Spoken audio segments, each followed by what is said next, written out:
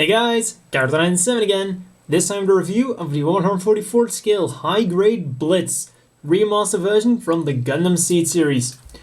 And I gotta say, out of all the remasters, this is the one with the biggest color change. Of course, being one of the big differences between the remasters and the older versions.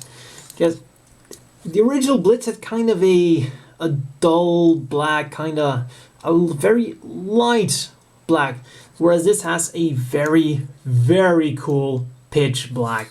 This is really way better than the original Blitz. Then this lavender color was originally supposed to be a dullish gray color, so we're kind of seeing a trend here. The original Blitz had kind of dull colors, whereas this one is replacing it with slightly more vibrant, I guess, but definitely more cool colors. Though I think maybe the lavender would have been better in gray, but hey, the lavender doesn't look too bad either. And then we of course have the red on here and the yellow, and that seems to be pretty much the same as far as I can tell. Maybe a little bit more vibrant too, but in all honesty, I think that's just me trying to find a color difference there. Then, the normal stickers we're getting are okay.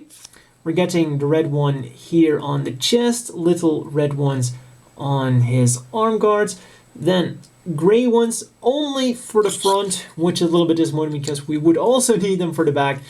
And this kind of shows you that even though this is technically a 2011 model kit, it's still the exact same mold as the 2003 model. So yeah, shows its age a little bit there. Then we also have red stickers at the bottom of the side skirts, and then also some red ones here.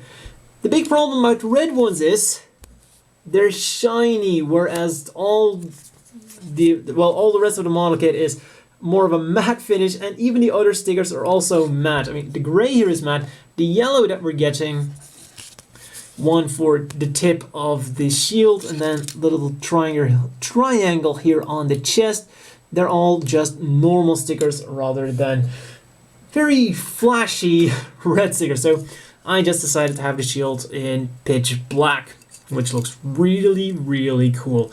And also one more color we're getting is white for his Lancer darts, which can apparently also be used as spears. So putting that aside, the second big difference between this release and the older release is we're also getting a nice generic sticker sheet.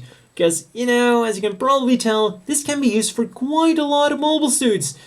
X09A Justice, X10A Freedom, X13A Providence, the 102 Duel, 103 Buster, 207 Blitz, and 303 Aegis. Then we even have the Jin and the Sligo, so they all use the exact same sticker sheet. We also have generic numbers here, Zaft, and I think this is supposed to be, oh yeah, of course, Archangel symbol for the freedom. So it's sufficient to say that you're going to use about 10% of these stickers. A little bit of a disappointment, but hey, these were of course released in one giant batch, so well, it's one way to save money for Bandai. And it's still nice that we do get these stickers and that we're not getting a prize raise, so we can't complain too much about that. And they are also very nice, to be honest. They're just like the normal marking stickers we would get from any other modern model kit. Then onto articulation, and well, a little bit unfortunate, I guess, is that this is where the kit once again shows its age. Head goes a little bit up, a little bit down, rotates around. Well, not really all the way, because I just popped the head off. Not, well, a little bit backwards and forwards, that's really nothing at all. Arms move around all the way, go up about 90 degrees, rotate around, bend at one joint for a nice 90 degrees. Hands are on ball joints, and these are of course those big standard Gundam Seed hands from back in the early 2000s. Waist goes around that far, then we're gonna have to extend it if we want to go around all the way, and it still looks pretty decent when you're just looking at it, so you don't have to pull weird stunts to get him to rotate around all the way. pushing it back in, legs go out really far, really good. Then front skirts are molded together but can be separated. Go forwards about that far, backwards about that far. And once again out really nicely, so also a little bit of rotation going on. Legs bend at 2 joints, and this is, like I said, where the kit kind of shows its age a little bit. Because, you know, that's, well, I say it shows its age, but that was pretty good for the time and still is very acceptable for today's standards. This little thingy here moves forwards and actually reveals some nice little detail there, a little piston showing. And the reason this can move forward is so that the foot has more forwards movement. So that's really nice. Backwards about that far. Little bit side to side, and we'll also rotate around all the way. And then a little bit extra articulation. The toes, I guess I'll call them, can also move a little bit up and down for added articulation. So articulation, as I said, it might show its age a little bit, but overall it actually still holds up pretty damn well even for today's standards. Then going on to the accessories, and of course if you know the Blitz, this is where this model kit really shines. Has some really interesting accessories going on. Starting off with the Tricaros combat shield. I mean, we get the darts, which are unfortunately, well, the lower two are molded together, and then this one can be removed, but he cannot hold it, unfortunately. However, the one way you can make it fit is if you put it a little bit sideways, kinda like the Blitz did in the anime. However, I suggest we just put this thing back in the Tricaros where it should belong, because, you know, it's not the greatest idea to use high explosive devices as spears, unless you want to qualify for the Darwin Awards. And hey, it didn't end well for the Blitz, so it probably won't end that well for you either. Then, for the rest of the Tricaros, we also have a little beam saber here, and unfortunately the Blitz itself didn't come with any beams, but you can use just any other beam saber you get from another model kit and put it in there and it will be just fine. There we go. It's a little bit tight, but it works really well. And as you can see, it is a different color, so technically you could also take it out, but it is, well, the beam saber itself has a peg, so it might not work that well. And then when you put it in the hand, you can see it's a little bit loose, and also the peg here isn't the greatest connection. If you just put it like this, it's not going to fly anywhere, but when you try to move it around a little bit, it has a tendency to just fall off like that. However, overall, it's still a really great thing it's got there. Then on the left arm, we have the Gleipnir, the rocket anchor, in other words.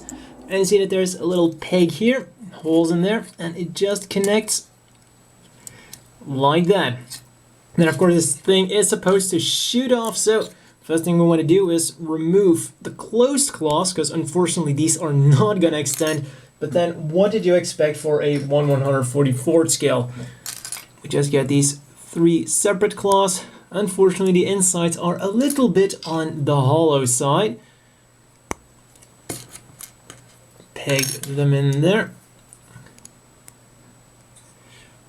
There we go. Then of course we're also going to have to replace this peg here. And in the place of that we get these 2 things. We just have to feed the wire through there, because it is actually a lot easier when you put the wire through there before you put the parts in, because once you put the parts in, the arm itself is also gonna help to hold in the wire. So once you have all of that in there, that wire isn't gonna go anywhere. You just gotta get it in there, and there, come on, there we go. One warning though, once you have this part in, that's gonna be really quite hard to get out. It's relatively easy to get in there, but it's a real pain to get it out. Then this one goes like this. Once again, it's a lot easier if you feed the wire through there before you peg it in. Then you slot that in there. It's a little bit tricky to do because you have those wing things kind of getting in the way. Then you just try to put it in there. Like I said, it's not the easiest thing to do, but once it's in there, it's not gonna go out. And then of course, this is a very, weak wire, so they also give you this really nice stand to put it on there. And there we go. Just put the bottom wings in those grooves there, and then that's looking pretty damn good. And you just gotta put them in a pose, and off that goes. So like I said, if you can't feed the wire through there before you slide in, it's gonna be really hard to get it in there, but it's all just a little bit of a fiddly mess, and it doesn't help it that I'm trying to do it with a camera in front of me. So it'll be a little bit easier at home, but it's still gonna be a bit of fiddling around until you get it right. But regardless, it's a really nice accessory. You get a stand. I mean, they really thought about everything there. And then there is one more final accessory you get, because this is the remaster version, and that is the action base attachment part. And well, because they give you this part, they might give you the illusion that this model kit, well, the old release of this model kit wouldn't be able to fit on an action base, but in fact these models are of course made to fit on action bases. The thing is that if you use just the normal connector that they give you with an action base, it goes out, the legs go out about that far only, and as you've seen before, they should go out significantly more. So this part kind of fixes that. You just got to disconnect the body, and as I said, if you move them around a little bit, the tri-corrosive shield is gonna fall off. Then you put that on there. And even though it goes in between the two body parts, it doesn't actually look that obvious. It's a lot less revealing than I would have expected. And then you just put it on one of the connectors you get with these little action bases, and then the Blitz can do all of these super action poses that you want. As always, the inevitable question is, do you want to buy this? And despite the little flaws it has, I would still say yes. It's only 1,200 yen. It's a very nice looking machine. I mean, are you gonna resist buying a machine that's pitch black? So if you do not have the Blitz yet, this is an absolute yes. If you like Gundam Seed, if you like the design of this model, of this mobile suit, definitely grab it. Even if you don't particularly like Gundam Seed, this is definitely a really nice looking machine with some very interesting weapons. I mean, the tri-corrosive offensive shield device thing, we've got the Gleipnir rocket anchor, though admittedly that doesn't look as great, but hey, there's a poly cap in there, so maybe if you have something else that might fit in there. I mean, a lot of weapon sets have been floating around recently, so you might be able to do something really cool with that, inspired by, I don't know, a certain anime perhaps. So yeah, overall, very cool. But then the question is, if you already have the old 144 scale Blitz, is it worth still getting this one? And well, it depends a little on your personal value, I guess, but overall I would say that even if you already have the old Blitz, it's still plenty worth getting this one. Like I said, the color schemes are worlds apart. This is a lot better looking, so still yes. And then we of course also have those little marking stickers, which are really nice. And then the other added accessory, well, it's kind of there to fix a problem that wasn't really a problem in the first place, because you can just put them on an action base. the legs will just have a little bit less mobility. But hey, it's still nice that they did give it to us, so we have that little extra mobility there. So overall, for 1,200 yen, also considering that this is a 2003 release, I think I'm really mightily impressed. It does, of course, need a few paint touch-ups at the top of the feet, and, you know, still require quite some stickers. But hey, articulation was really good for the time. Like I said, accessories also very good. Overall, just an all-around excellent kit, especially for looking at the duel or the strike. This only gets even more impressive. So out of the older Gundam Seed kits, I think that the Blitz might just be my favorite, alongside with the Buster, especially not the duel or the strike. So yeah, a little size comparison with his two brother units. And then, for no apparent reason, here he is next to a Slaughter Dagger with the Sword Striker on it. Absolutely no reason why I put him in there. Just I don't know. It just came to mind. And then, size comparison, as you can see, with a center sized mobile suit, the Blitz is the regular size as it should be.